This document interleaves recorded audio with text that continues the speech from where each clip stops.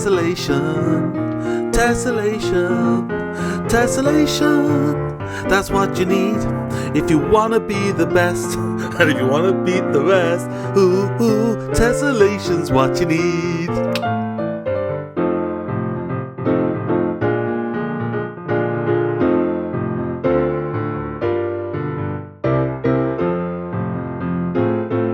The Age of Uncertainty podcast by Nigel Baker. Hello to the first proper episode of the Age of Uncertainty podcast, based around my work that I am calling the thing with no name, New Agile Method Experiments. And this is Experiment One. Now I promise you one thing for certain in this Age of Uncertainty, there will be no more singing. But I just love the word tessellation. It rhymes so well with that classic British song. So this episode is based off the first of my NAME Roundtables. These were to begin a discussion on ideas and concepts that could lead the future of agility and perhaps the next Agile method. This workshop was on Tesselation. Now the first issue I ran into was no one on earth knew what that word meant, tessellation. So I've got a quote here. A tessellation or tiling is the covering of a surface, often a plane, using one or more geometric shapes called tiles with no overlaps and no gaps. No overlaps, no gaps. This idea of tessellation is a concept I'm experimenting with in terms of scaling agile. You can see examples of tessellation all over the world. Here we have snake skin and fish skin from the world of nature. Here we have honeycomb from the bees from the world of the insects. Here we have roofs, roofing structures. We can have floors in rooms of a variety of sorts. Doesn't have to just be squares. You can have pavements and walls. You can have human-made tools like fences and nets, or even paper. You've got flora, even art. In the world of art, people like Escher have a variety of uses of tessellation in a variety of beautiful, weird and wonderful ways. So you can see it's all around us. You see, currently Scaling Agile is an additive process. We add process, methods, roles, tools to our approach as more people and more teams are added. But does it need to be? So we had this 45-minute exclusive roundtable where we discussed this concept and how it currently does not apply to Agile at scale and how we could perhaps make it so and perhaps how that could be beneficial. I definitely plan to run these roundtables again, so please keep an eye open for them. I am very much experimenting here and I have a lot more to hear than I have to say. So please try and make the next one if you can and help me help us. So let's start at the beginning. When people say scaling agile, they normally mean scaling Scrum. Whilst there are other agile methods out there such as extreme programming or Kanban, they are either directly derived from Scrum or have evolved as to be a near peer in terms of approach. Now Scrum historically has been regarded as a one-team process.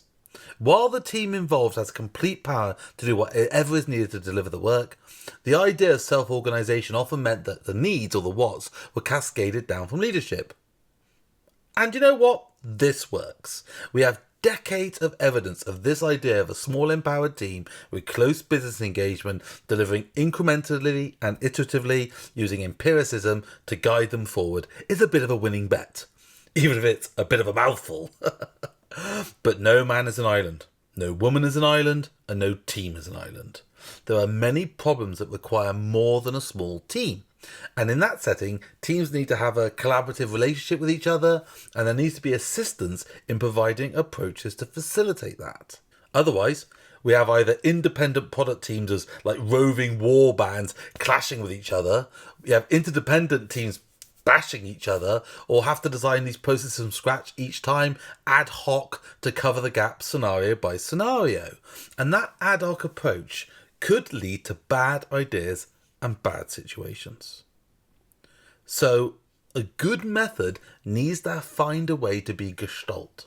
Now, you know I love the German word gestalt, the whole is more than the sum of the parts. So in this example of Scrum of a team-based model, do we need a team of teams model first? Or do we need a model that scales?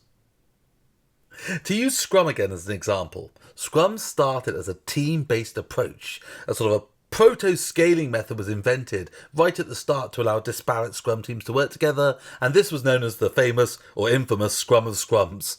A volunteer from each team would come together to discuss daily where their team is, where they're going, and what barriers they have.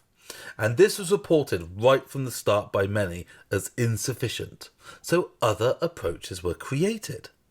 For a part of the Scrum community, they had the feeling that Scrum was all that was needed, that the teams tessellate nicely without additions.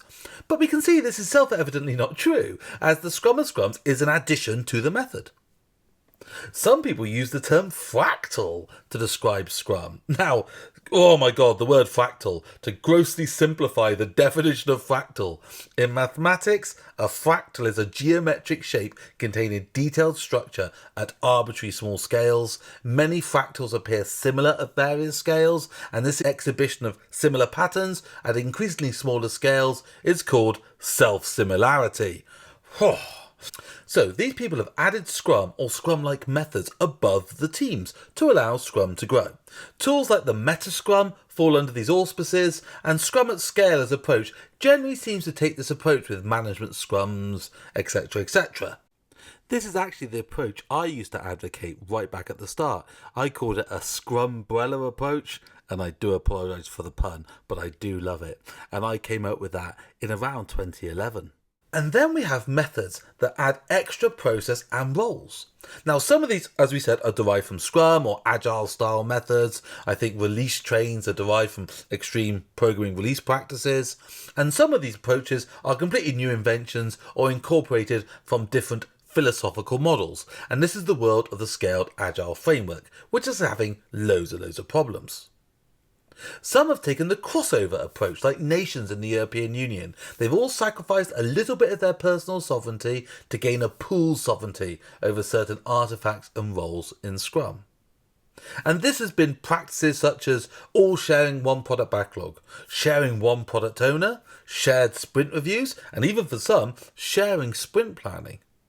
Now, depending on the commercial approach, depends on how much of these crossover ideas are used. Less and Nexus as two approaches cross over the most.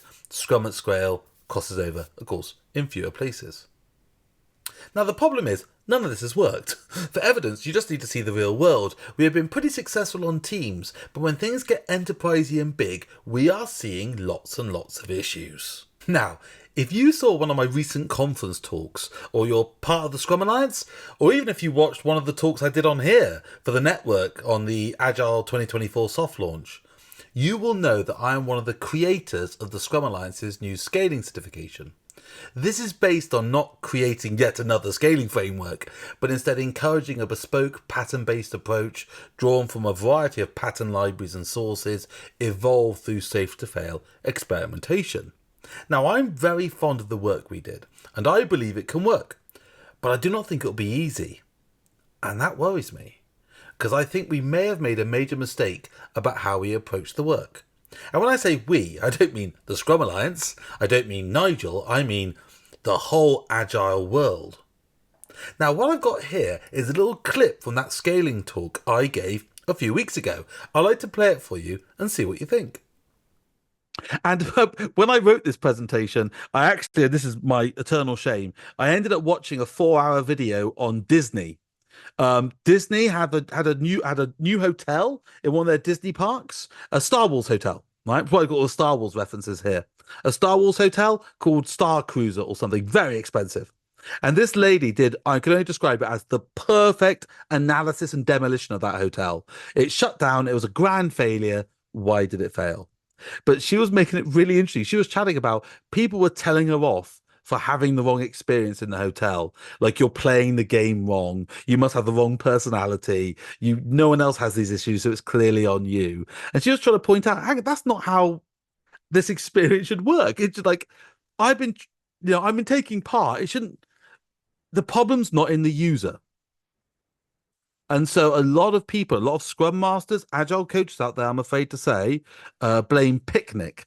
Problem in between keyboard and chair. They blame the user, not the actual methods themselves. And I think we should take a good, long, hard look at our methods. Because if everyone constantly gets them wrong, that's something we're doing wrong. It's not them doing it wrong. If you can't work out how to turn on a shower, it's not because you're incompetent. It's because the shower designer has not made it easy and intuitive about how you turn on that shower. So, if we take a long, hard look, and bearing in mind, I believe that the pattern-led, experiment-driven approach is conceptually right, could we challenge that sacred cow and ask, what if we try to do something that would be far easier to introduce, far easier to sustain, and far easier to understand? But incredibly controversial. You see, this is the idea of these name experiments, is to challenge these sacred cows, these things that we all agree with, and offer up some very alternative, very counterintuitive, almost perpendicular opinions. So I'm not saying I agree with this, and that's quite important, but I'm saying this is a really interesting way to start looking at the problems from a completely different point of view. This is where Tesselation comes in.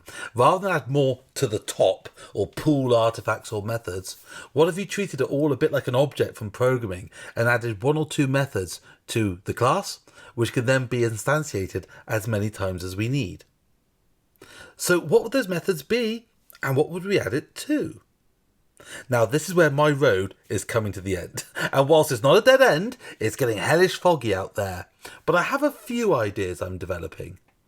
First things first, as an aside, we can see that people seem to be able to handle the famous, and factually based on no good science, 7 plus or minus 2 ideas in their head at one time approach. So we probably want a method with around 7 ideas and not too many more. So with that in mind, let's take a look at my second worry about agile methods in general and scaled ones in particular with another clip from my talk. Most agile processes have no form of error handling. The error handling is deal with it in retrospective, but they have no way to actually handle something going wrong in the process. There's if you look at good software design, we've got things like exception handling, we've got things like graceful degradation, where the system falls over gracefully and doesn't all just crash and burn. A lot of agile methods don't have this, and all the scaling methods don't have it. And so it's really, really dangerous because if something goes a bit wrong, the entire thing just collapses in a heap. So if you're going to be scaling effectively, I would suggest thinking about your error handling. Now, when I say error handling, I don't just mean, oh, the software's broken, but I mean actually how you handle issues in the process. Oh, our planning didn't work. Okay, what's the graceful degradation of that? What's the steps we take to capture that and improve that in our lives? There isn't enough talk about this. It's a big topic. It's a topic on its own, but I think it's something that needs to be discussed. So yeah, error handling and this idea of blaming the user. So if we can try and again, this is hugely experimental now, and it is going counter to what I kind of believe and what I've been working on for a long time.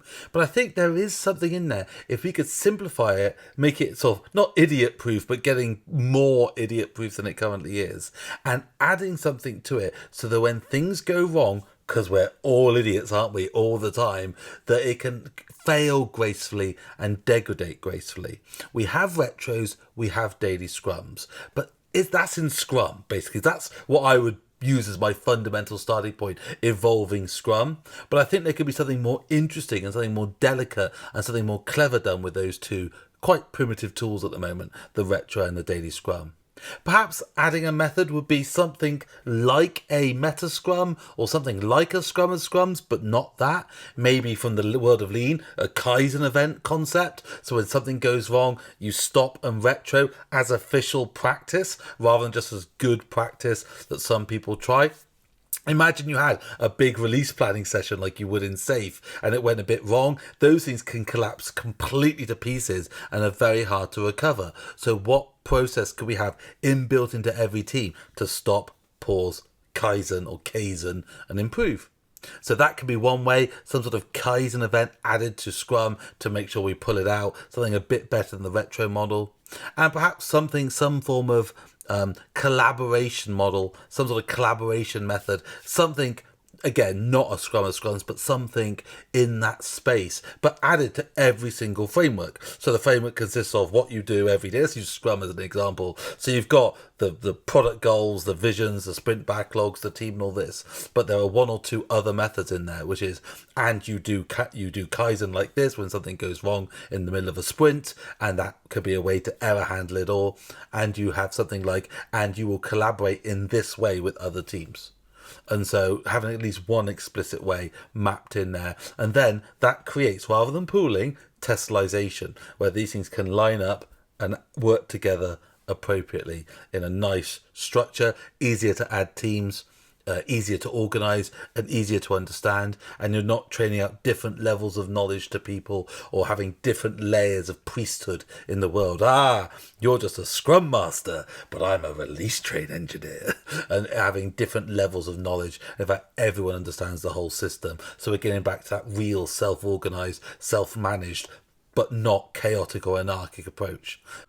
Now, if you know something about it, this is starting to sound a little bit like sociocracy and holocracy, which, if you don't know about it, good God, I don't want to go into that now as a real deep dive, but both are effectively decentralized self-governance systems. But with those approaches, they tend to be seen to be based more around roles. And these ideas around Tesselation was more about putting certain process and skills into teams.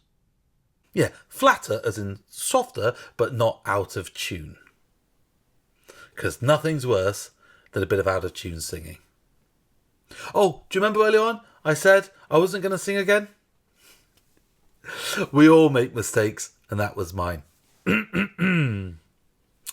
Tessellation, ooh, tessellation. Tessellation, that's what you need if you want to be the best. And if you want to beat the rest, tessellation's what you need. Thanks everyone. Cheers. I'll see you next time. Bye.